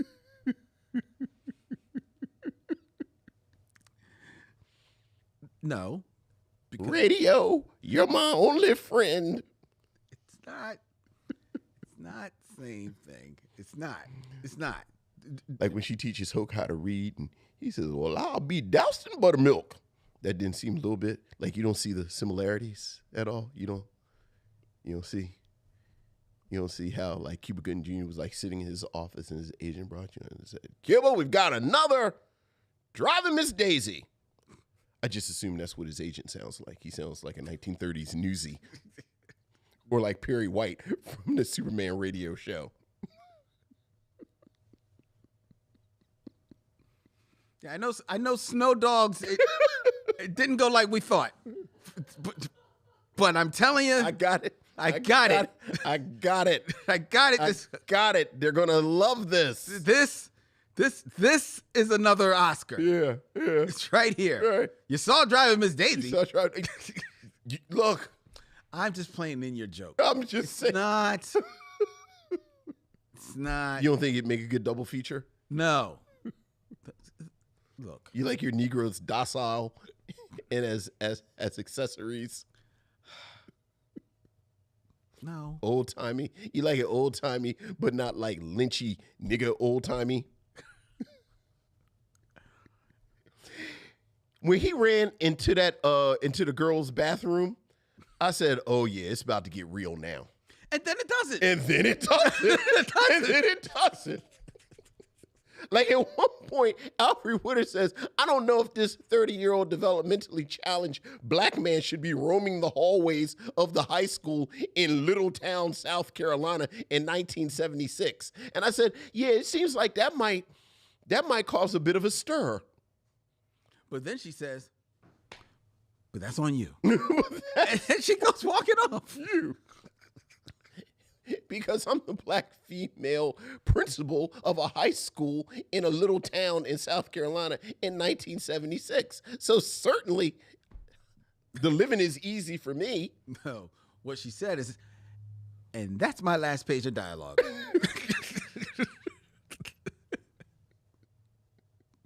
I'm talking about the bathroom. Remember, there was one point where he's in the hallway and he hugs the white girl. Hugs like the high school girl, like he hugs the little white girl, and I said, "Oh yeah," I said, "Oh, that's not good, radio. Don't do that." But then I guess nothing happens. Everything is cool. There's no racism. There's no hate, because you talk about bad guys. It's just like a dude. It's one dude who don't like radio. Ask me why he don't like radio. Why don't he like radio? I never could quite figure out why he was so angry with radio. Not at all. It's not like the team was the team. The team was fine. They were fine. Like, we're not going to state. We might as well have a good time. Seems like we should be a better team than 500. Maybe. All right, sure. Maybe not. But I think the real problem is radio. How's radio the problem? Maybe it's all your white athletes. Well, there was always a sprinkling of black athletes. Did you notice that? Sprinkling? Yeah, but enough. No. Every time. To use your word, sprinkling's doing a lot of work in that sentence. Every time there's a moment where one of them is terrorizing radio. There's one black. It's always a black guy. Yeah. Like, the film never wants you to think this is racial. Just all the white guys. Right. Now, none of the black athletes have speaking parts. Or Just one line. or anything. But when it's time to lock radio and Tom up and throw him in the shed and throw rocks, somehow the two black dudes are involved too. And I said, now, if your mamas knew y'all was doing this. Like, if radio goes to church and talks about this, someone's going to say, Kevin, were you doing this? Well, that would that would mean we'd need other black actors in this film. Which then brings us to the question. Sure. Is this a black film? Oh, this is 100% a black film. This is 100. This is, and no real spoilers. My knives have been sharpened for The Help since it came out. This is the kind of shit they like. This is the black movie. Mm-hmm. This is the black movie. Again, I'm going to let y'all slide with Drive Miss Daisy. That was 1989. We didn't let y'all slide. But both The Help and Green Book let you know this what we like. I am the average Oscar voter, and this what I like. Yeah.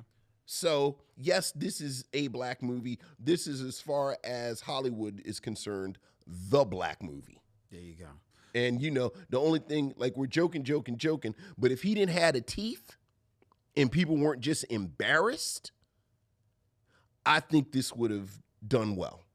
I think this would have critically done well, because all jokes aside, I don't think it is that much worse than Drive. I mean, I think Drive Miss Daisy is better than this. Like, I think Drive Miss Daisy as far as is craft, just. it's I was just about to say, I think Drive Miss Daisy is constructed better than this film. Mm-hmm. But generally, I absolutely think I understand going into this film thinking I'm going to clear some space on my shelf for an Oscar. Like, I think that was a good bet. So, yes, I do think it's a black film. But when you say it's a good bet, do you think it was a good bet by the producers, or do you think Cuba Gooding was also making that bet? I think everybody was making it. I think Cuba Gooding Jr. bet more than anybody else because he was the face of it. Okay. Like he actually had to. You think he regrets it? I do. I think everybody regrets it. How about everybody? Who doesn't regret it? The director, Mike Tolan. What else has he done that nothing that he right. I was just about to say, like, I've never seen radio before. I found out today that Ed Harris, Deborah Winger, S. Patha Murkison, and Alfred Woodard were involved in this. Yeah, I was like, ooh, nothing to see here. Nothing to see here. And I think Cuba Gooding has done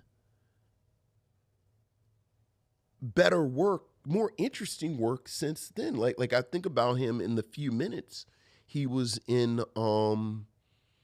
American Gangster, and I wish he was in it more. That's true. Like, he was good in American Gangster, and I don't think you watched it because you didn't watch the miniseries, the O.J. Simpson miniseries. You watched the documentary. No. He is played OJ, right? And he is excellent in a series that we talk about, and we should. Like, Courtney B. Vance and Sterling K. Brown are better than him, but they're Courtney B. Vance and Sterling K. Brown. Right. Like, he is shockingly good as O.J. Simpson. And it was a misstep, but it's a hell of a misstep. Yeah. It's a hell of a misstep. Yeah. And the shame of it is that I think that it legitimately is him trying to course correct after, Snow Dogs and a couple of other failing projects after the Oscar, and feeling like I got to go for it. Right. You went a little too far. Went a little too far. They actually discuss it in Tropic Thunder. Oh, yes, they do. Yes, they do. So suffice to say, you would not recommend this film? Look, man. You know me. I'm always putting together my ongoing case of why I don't pay attention to the Oscars. And this is, you know, like the films that I have in here in my kind of portfolio is like, you know, of course, Driving Miss Daisy, and you know, we're going to talk about The Help in a few weeks, and Green Book, and I think this fits very neat. I think this is one of the most bare renderings of the type of Black project that is aimed towards this audience. So I think it is a very instructive film. Like Driving Miss Daisy is from '89. People have affection for it. You know, I joke with you about it. You know, I gotta be quiet. And like I don't want my dad to be in heaven. He put down the greatest glass of bourbon on earth. He's up there drinking with B.B. King and my grandfather.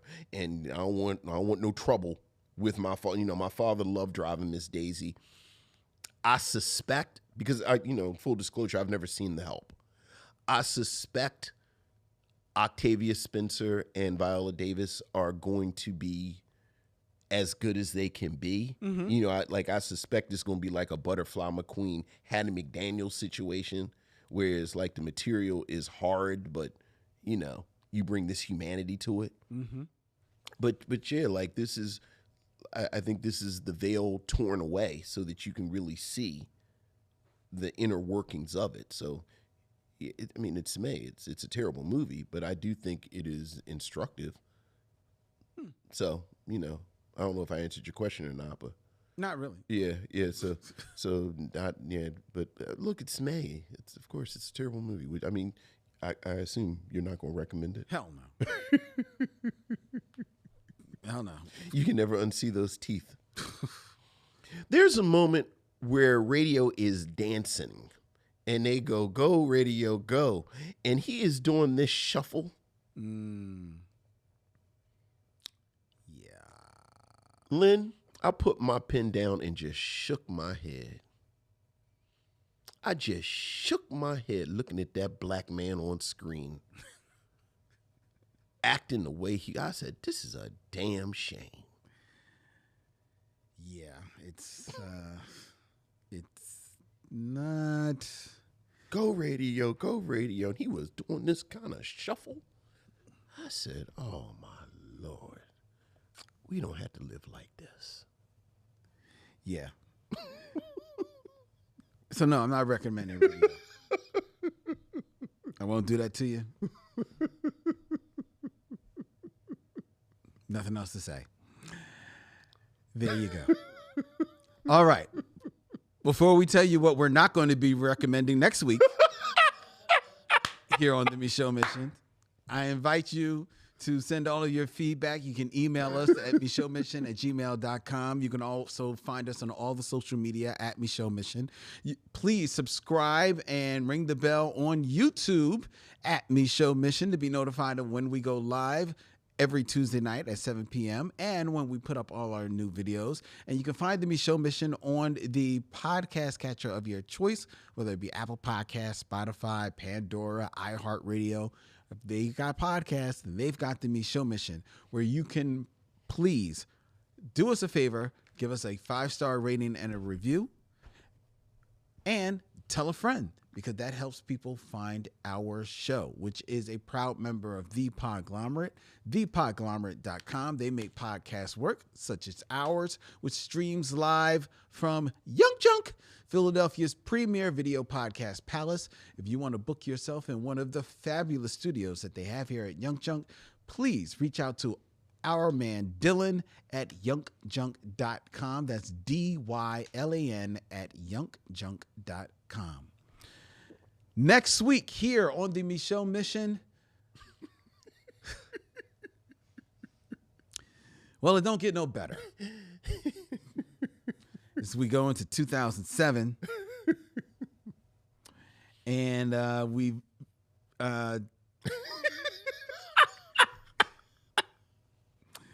take in one of the few starring vehicles for Cedric the Entertainer. Yeah.